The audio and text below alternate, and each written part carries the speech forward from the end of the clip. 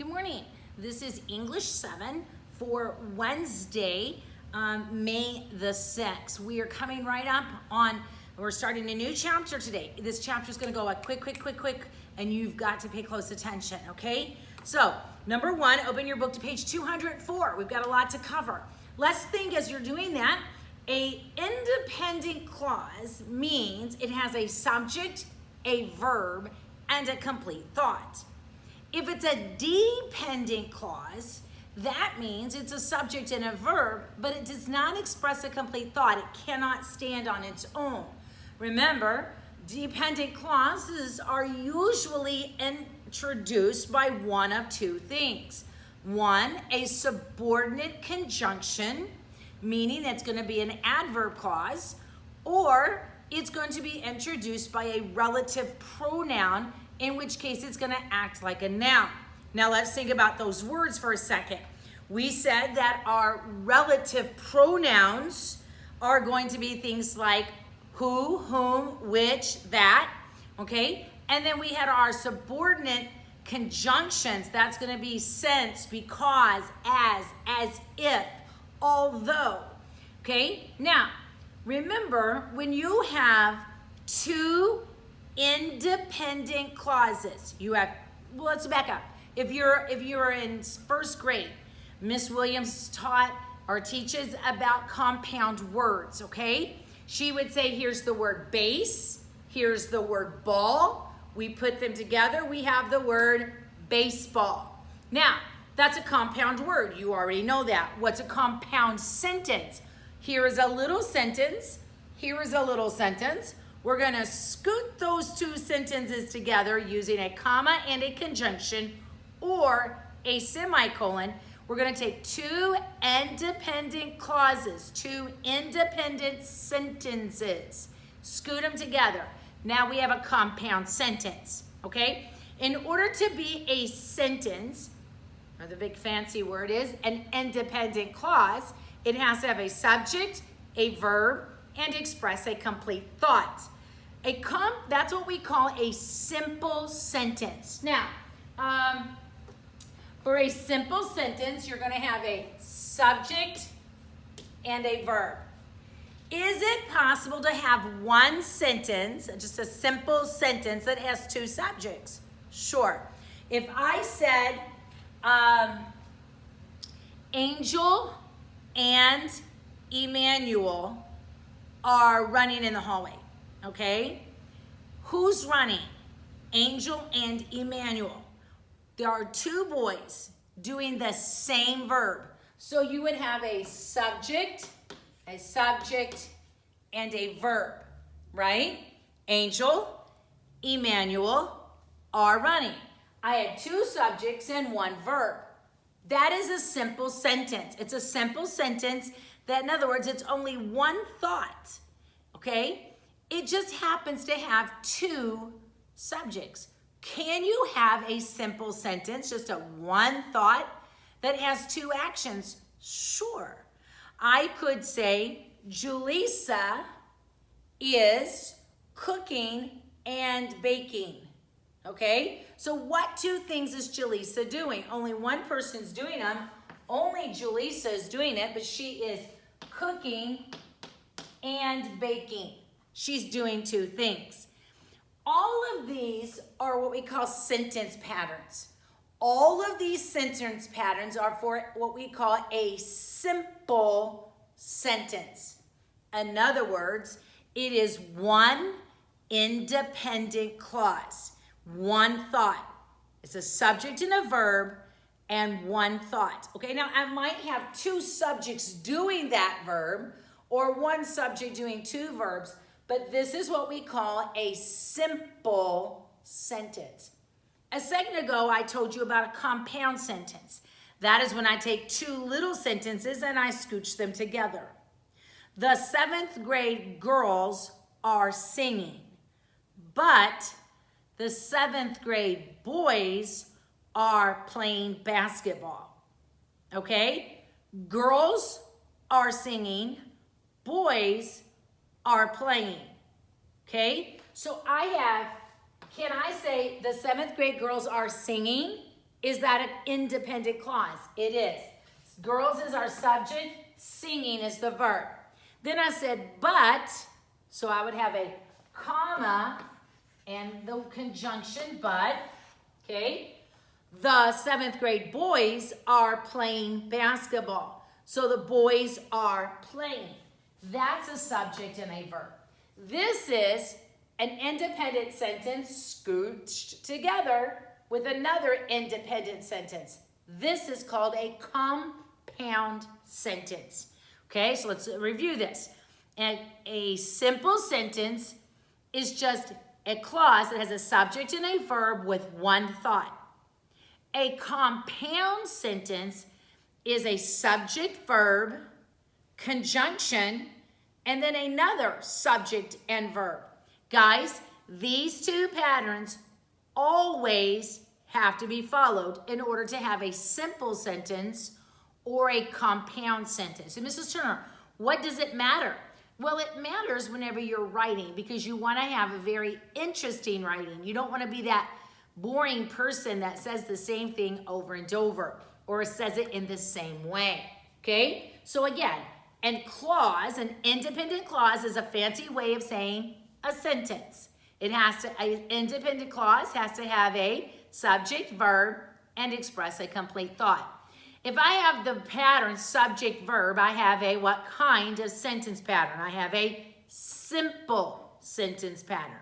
If I have subject, verb, conjunction, subject, verb, I have a compound sentence pattern, okay? Now, let's look at exercise A on page 204.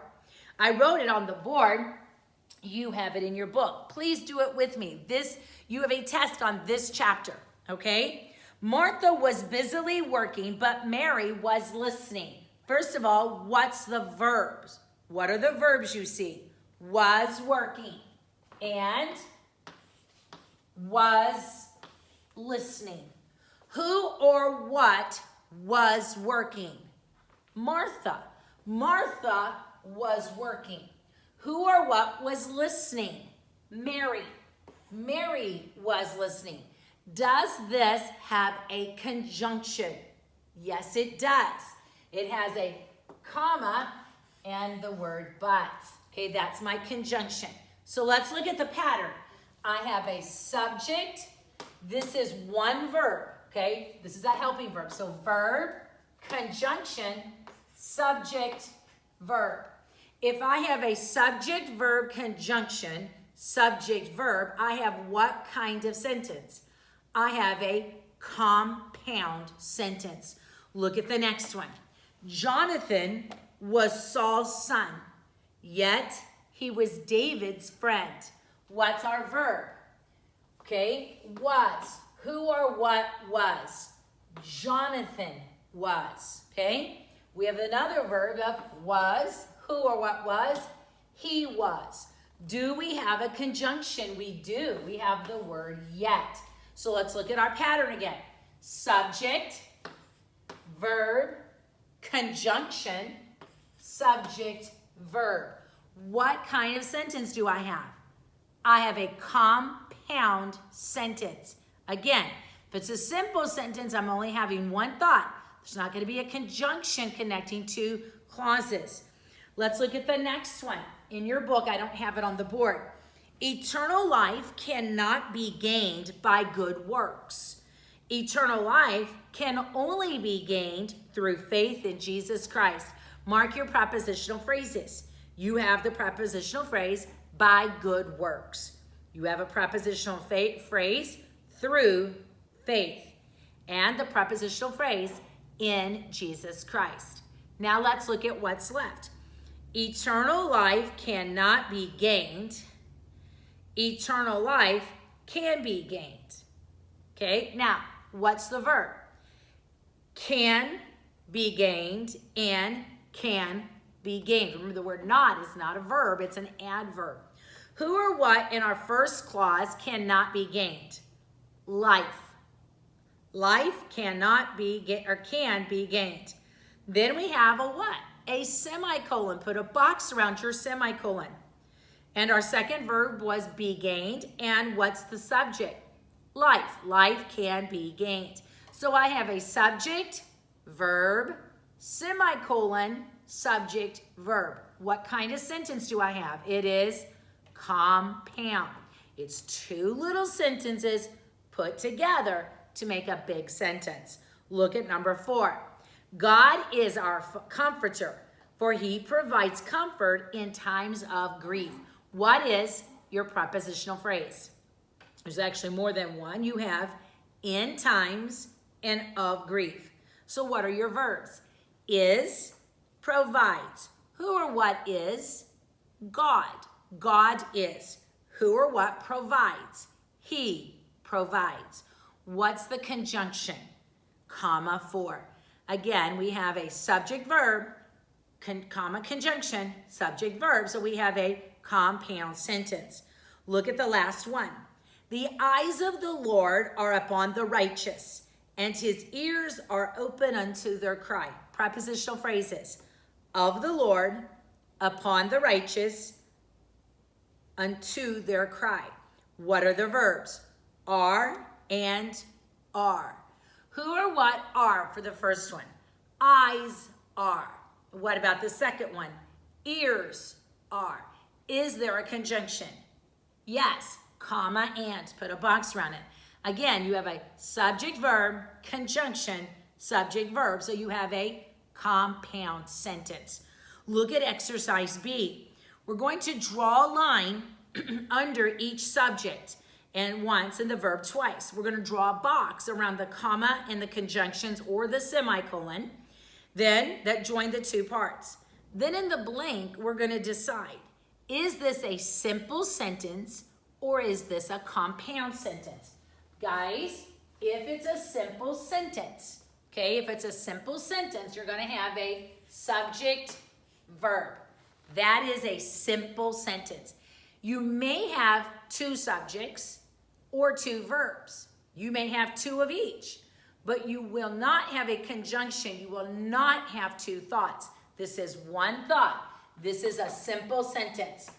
A compound sentence is going to say subject, verb, conjunction, subject, verb. Always, always, always, okay? Let's look at number 1. In the center of the room, there were displays of colleges and their information. Let's mark our prepositional phrases first. In the center of the room. Those are prepositional phrases. What else? Of colleges and their information. That's all of one prepositional phrase. Okay? Now, we have left, there were displays. What's the verb? Were. Who or what were? Displays. Okay? We have a verb and we have a subject. Now, they're inverted, aren't they? But do we have any other subjects and verbs? No. So this sentence, though it's very long, is a simple sentence. Look at the next one. It says, my brother was interested in baseball cards, but I was attracted to antique coins. Okay, so first, are there any prepositional phrases? Yes, in baseball cards. All right, and two antique coins. Now, what's the verb? Okay, my brother was interested, but I was attracted. Okay, so what is your verb? Was interested. Who or what was interested? Brother was interested. What's the other verb? There's another verb. Was attracted. Was attracted. Who or what was attracted? I was attracted. What's our pattern here, guys? We have a subject, verb, we have a conjunction, and a subject and a verb. So I'm going to write it over here. Subject, verb, we had a conjunction, and then another subject and verb. What kind of pattern is that for this sentence? It is compound. Since it is compound, in the blank, you're going to write CD for compound. Okay? Look at number 3. The Lord is my shepherd, I shall not want. Okay? First of all, there are no prepositional phrases. So what's the verb? Is and shall want. Who or what is? Lord is. Who or what shall want? I shall want. Is there a conjunction? Yes, there is. I'll put a box around that, semicolon. Now look at the pattern. Subject, verb, semicolon, subject, verb. It is a what? It is a compound sentence. I want you to do 4 through 10 and then turn the second part of the lesson on. I want to make sure that you're understanding this since this test is coming right up.